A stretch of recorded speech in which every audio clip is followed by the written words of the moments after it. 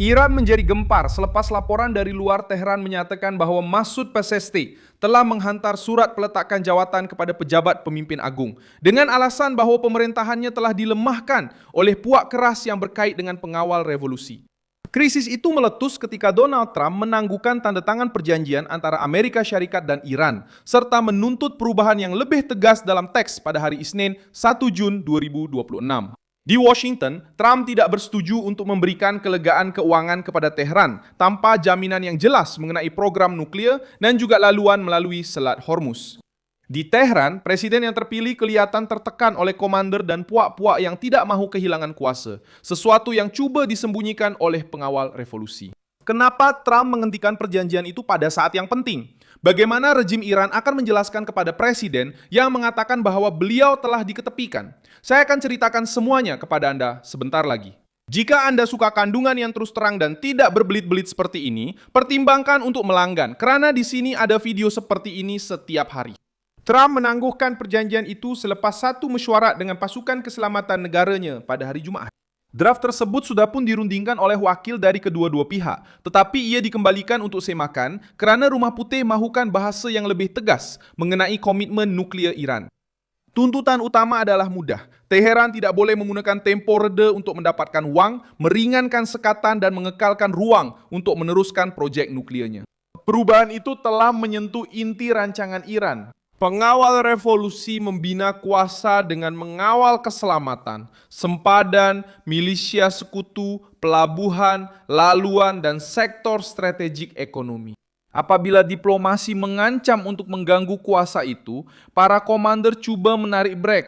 Dalam suasana inilah timbul laporan bahawa Pezeshkian telah menghantar surat peletakan jawatan. Menurut maklumat yang tersebar di media antarabangsa, beliau dikatakan telah mengadu bahawa keputusan penting sedang dibuat tanpa penglibatan kerajaan awam, sekaligus membuka ruang kepada puak yang lebih keras dalam pengawal revolusi.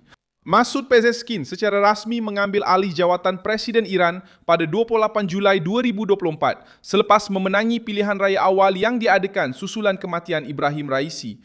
Beliau ialah seorang doktor pakar kardiologi, bekas Menteri Kesihatan dan ahli politik yang dianggap sederhana dalam sistem Iran. Sebagai presiden, beliau cuba mempertahankan pendekatan yang lebih banyak dialog dengan luar, sedikit keterbukaan sosial dan pemulihan ekonomi. Tetapi kuasanya terhad kerana keputusan paling penting di Iran ditentukan oleh pemimpin tertinggi. Seorang pegawai Iran menafikan peletakan jawatan itu, tetapi penafian tersebut tidak menghapuskan kerosakan politik yang telah berlaku. Krisis ini bukan sahaja bermula di Tehran, ia menjadi semakin parah kerana Donald Trump menekan titik paling sensitif, iaitu wang sebagai pertukaran janji. Rumah Putih tidak mahu mengulangi kesilapan melepaskan berbilion-bilion wang dan kemudian mendapati bahawa rejim itu menggunakan peluang tersebut untuk menyusun semula mesin ketenteraannya. Dalam beberapa hari kebelakangan ini, pasukan Amerika telah menembak jatuh drone Iran yang mengancam sebuah kapal dagang berhampiran kawasan tersebut. Jenis provokasi seperti ini mengukuhkan pandangan Washington. Iran berunding di meja rundingan, tetapi menguji had di laut. Pengawal revolusi memahami kepentingan laluan ini. Membuka Selat Hormuz tanpa ugutan akan menghilangkan alat tekanan daripada pihak tentera. Menerima kawalan ke atas uranium yang diperkaya akan menghilangkan satu lagi kad dari meja. Memasuki rundingan nuklear dengan pengawasan yang lebih ketat akan mengurangkan kawasan kelabu yang telah digunakan oleh rejim selama bertahun-tahun untuk meminta kelonggaran daripada pihak luar sambil mengekalkan ancaman serantau. Itulah sebabnya Pezeshkian kelihatan tertekan. Dia perlu menunjukkan kepada rakyat Iran bahawa dia mampu meringankan ekonomi. Tetapi lelaki bersenjata dalam sistem itu tidak mahu menyerahkan alat yang menyokong pengaruh mereka. Trump menyadari perpecahan ini dan bertindak atasnya. Dia tidak menutup pintu rundingan, tetapi dia juga tidak bersetuju untuk menandatangani dokumen yang lemah hanya untuk mengumumkan keamanan. Pasukan Amerika mahu teks itu menghalang tafsiran yang sama-samar, terutamanya mengenai senjata nuklir, stok uranium, laluan maritim, dan wang yang dibekukan. Logik Rumah Putih adalah untuk mendapatkan jaminan sebelum memberikan sebarang ganjaran kepada rejim itu. Jika Teheran mahukan kelegaan, mereka perlu membuktikan bahawa mereka bukan sekadar membeli masa. Pezeshkian menjadi wajah paling ketara dalam kebuntuan ini. Dia menjadi presiden dengan janji untuk membawa sedikit keterbukaan dan cuba mengurangkan pengasingan. Tetapi dia memerintah dalam satu struktur di mana presiden tidak berkuasa secara bersendirian.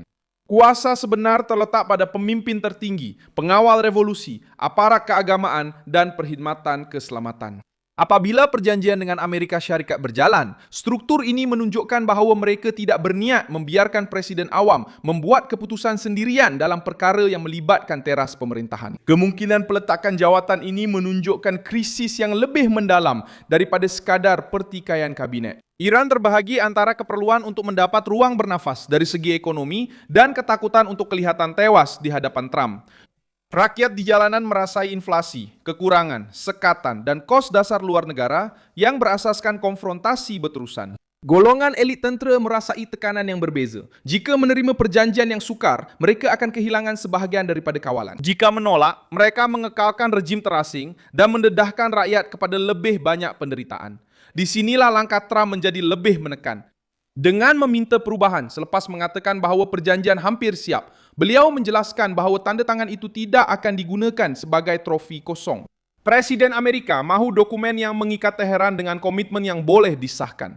Ini mendorong pengawal revolusi ke satu pilihan yang tidak selesa. Jika mereka menghalang, mereka mengakui di hadapan dunia bahawa mereka lebih suka mengekalkan kuasa dalaman daripada membuka jalan untuk meringankan beban rakyat Iran sendiri. Langkah seterusnya bergantung kepada jawapan Teheran terhadap teks yang telah disemak. Jika rejim itu menerima perubahan tersebut, perjanjian itu boleh diteruskan sebagai jeda sementara dengan 60 hari untuk merundingkan butiran yang lebih mendalam mengenai program nuklear dan mengenai sekatan.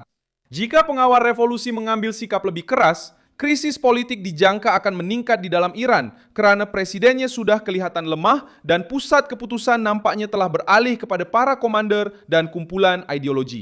Washington juga memerhati siapa yang bercakap bagi pihak Iran. Satu perkara ialah berunding dengan diplomat yang menjanjikan keterbukaan. Satu lagi ialah apabila mendapati kata putus terletak di tangan pihak yang menganggap konsesi sebagai satu penghinaan. Keraguan ini menjelaskan sikap berhati-hati Trump. Dia tahu bahawa sebarang kelonggaran dalam teks boleh menjadi perangkap kemudian hari. Sebab itu dia menegaskan syarat yang lebih jelas, tempoh yang ditetapkan dan jaminan sebelum sebarang pelonggaran keuangan. Berita tentang surat Pesatskin membuka satu persoalan yang rejim tidak dapat tutup dengan penafian semata-mata.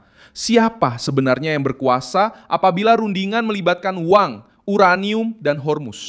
Jawapannya muncul dalam konflik itu sendiri. Presiden cuba merundingkan kelangsungan ekonomi. Pengawal revolusi pula cuba mengekalkan kawalan.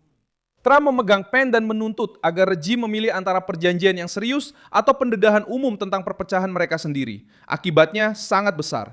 Kesan serta-merta ialah perjanjian digantung, kepresidenan Iran yang dilemahkan, dan pengawal revolusi diletakkan di tengah-tengah tekanan. Rezim itu mahu menjual imej kekuatan, tetapi kini perlu menjelaskan mengapa presidennya bercakap tentang mahu keluar tepat ketika perjanjian paling penting dengan Amerika Syarikat tiba di meja rundingan.